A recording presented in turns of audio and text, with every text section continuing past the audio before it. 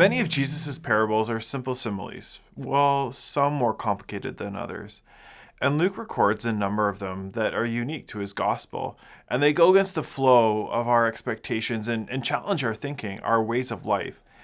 Over the course of these sessions, we are going to be diving deep into many of Jesus' parables throughout the Gospel of Luke. These parables, these tales with a twist, really make us think about what are our expectations and priorities in life.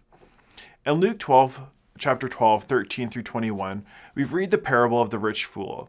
Now, this section of scripture starts with someone in the crowd, we don't know who, asking Jesus a question about inheritance rights. Jesus, not getting involved in the legal argument, makes a moral one here. Jesus tells him to think about his life, put aside his greed, that there's more to life than the accumulation of wealth.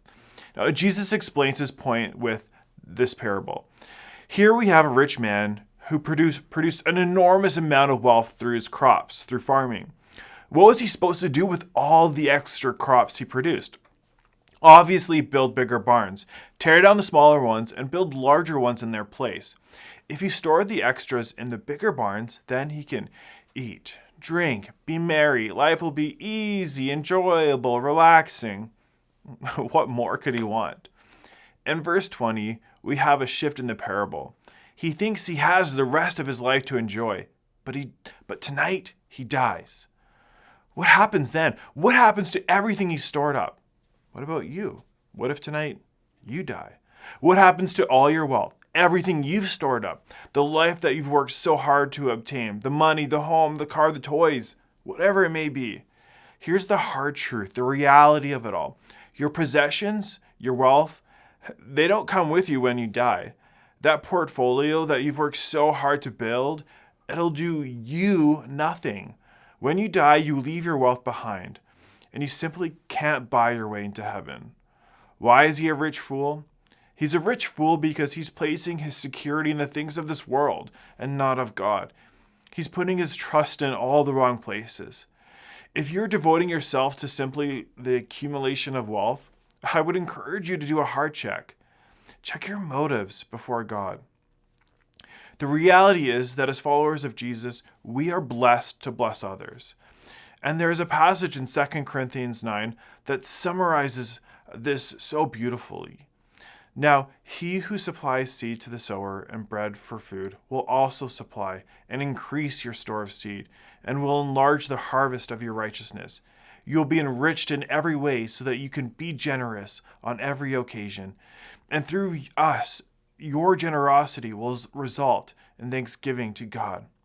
In 2 Corinthians 9, I hear words like increase, enlarge, enrich, generous. So I'm not saying that having wealth is bad, but here's what follows. We will be enriched, blessed, not so that we can eat, drink, and be merry, but so that we can be generous in every occasion. And through our generosity, God receives the glory. We are blessed by God so that in all things, at all times, we will have what we need to do his work and be a blessing to those around us. We are blessed by God to bless others. Maybe you need a moment before God to honestly ask yourself this question. Are you more concerned about finding a place to store your wealth?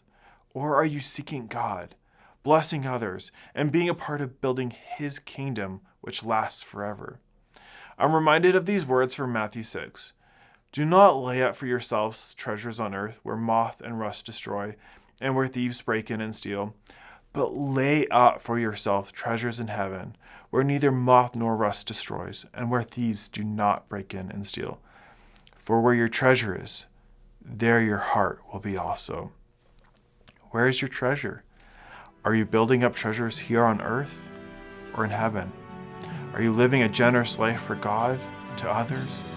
Earthly treasures waste away, but treasures stored up in heaven will last forever.